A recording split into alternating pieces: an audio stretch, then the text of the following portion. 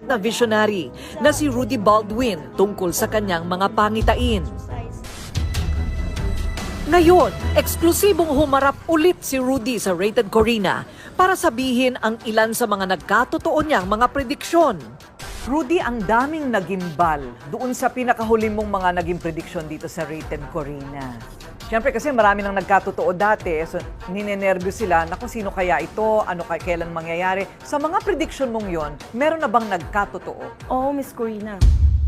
Kung naalala mo nung last time nating episode, sinabi ko sa iyo lahat ng mga prediction ko. Isa doon ang sasakyang pangdagat na lumubog. Ang tinutukoy ni Rudy na trahedya sa dagat ay ang paglubog ng Gulf Livestock One, isang Panamanian registered ship na may 6,000 mga hayop at 43 crew, 39 sa kanila ay pawang mga Pinoy. 2 sa mga Pinoy ay nakaligtas habang ang isa na-recover ang bangkay. Karamihan naman sa ibang sakay ng barko ang patuloy na nawawala. Wala na. Ang isa pang trahedya sa dagat ay nangyari sa Mabini, Batangas. Nang lumubog ang pampasaherong barko na St. Dominic I sa gitna naman ng pananalasa ng bagyong Quinta. Ayon sa report ng Philippine Coast Guard, ligtas naman ang mga crew sa naturang sakuna sa dagat. Ang pangalawang prediction ko tungkol ito sa isang singer. Nag-a-acting ito sa pelikula at mahilig ito magsuot ng sombrero.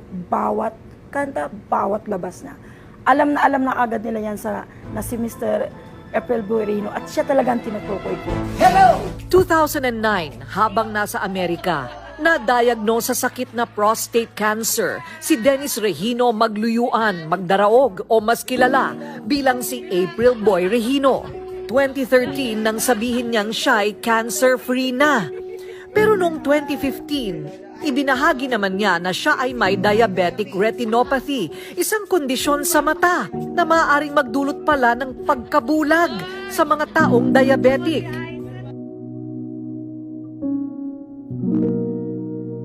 Umaga noong November 29, 2020, tuluyan na ngang namaalam si April Boy Regino sa sakit na chronic kidney disease. Trademark ng alamat na singer at songwriter ang pagsusuot ng bull cap. Pinasikat ni April Boy ang mga awiting Paano ang Puso Ko, Umiiyak ang Puso at Di Ko Kayang Tanggapin. Isa naman sa prediction ko nagkatotoo. Kung maalala mo rin yung nakaraan, tinanong mo ako kung pagkatapos ng taong 2020, kung meron bang kalamidad pang mangyari katulad ng bagyo, lindol, maliwanag kong sinabi doon sa inyo na meron pang bagyong papasok na mas malala at malakas. Na yun nga yung Ulysses. Ilang araw lamang matapos maipalabas ang prediksyon ni Rudy na nalasa sa malaking bahagi ng Luzon kasama ang Metro Manila ang bagyong Ulysses. Naihambing pa ang lakas nito sa bagyong Ondoy na lubhang kuminsala sa ari-arian at kumuha ng maraming buhay. Meron pa bang tayong maranasan sa araw ng Pasko? Itong lindol ba? Or meron bang bagyo or ulan? Ano ba? Sinagot ko talaga yung staff mo na meron tayong lindol sa araw ng Pasko. Hindi lang sa Maynila, ibang lugar na apektuhan. Ang tinutukoy ni Rudy ay ang magnitude 6.3 na lindol na nagmula malapit sa bayan ng Calatagan. Naramdaman ang pagyanig sa ilang bahagi ng Luzon, kabilang na ang Metro Manila, Batangas at Laguna. 4 na pangitain ang nangyari na nga noong 2020. I love you, Lola Idol. I miss you. Ano-ano naman kaya ang mga nakagigimbal na prediksyon ni Rudy para sa 2021? Una, isang bagong sakit ang muling kakalat daw sa buong mundo na magdudulot ng bagong pandemya. Magkaroon tayo ng parang virus sakit sa balat. Nakuha natin sa hangin. May gamot naman siya pero ang bilis kumalat. Yun nga lang nakakasira ng itsura. Nakakatakot lang kasi ang pagkalat niya talagang parang akala mong nabubulo ka. Pangalawang prediksyon, may pagsabog daw ng 2 bulkan sa Pilipinas. Meron pa tayong 2 volcano. Nakita ko sa vision ko na malinaw na mag-eruption.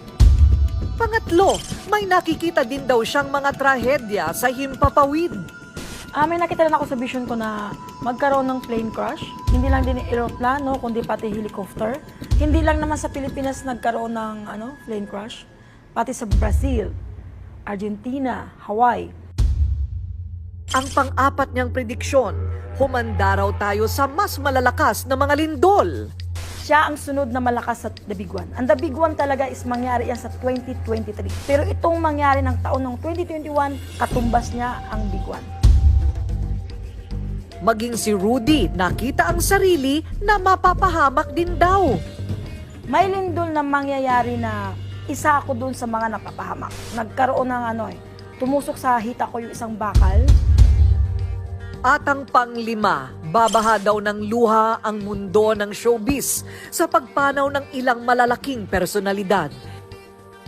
Meron ding isang sikat na sikat. Kung kailan pa kasagsagan ng kasikatan niya, saka siya nawala.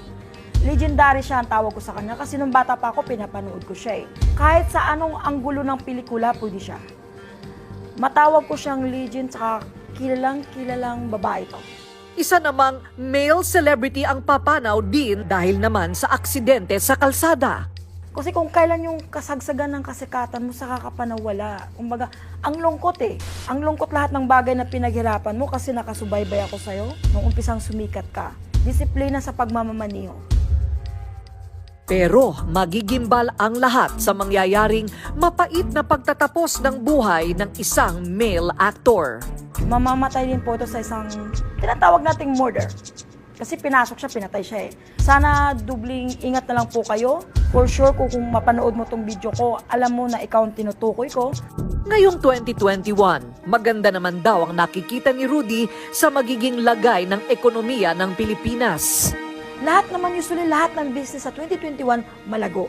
Sa kabila ng COVID problem natin, sa kabila ng pandemya natin, ang ekonomiya natin tumataas. Paglilinaw naman ni Rudy, ang kanyang mga pangitain ay kusa lamang dumarating sa kanya.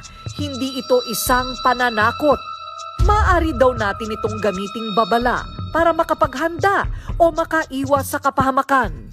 Ano ang payo mo? Baka pwede mo naman bigyan ng payo lahat ng mga medyo nangangatog ngayon sa nerbiyos sa iyong mga prediction.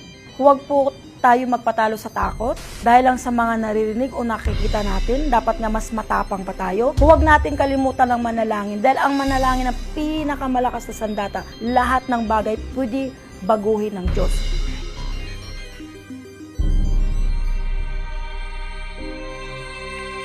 Sa dadating naman na Sabado, abangan pa rin sa Rated Corina ang mga mensahe sa loob ng inyong mga panaginip.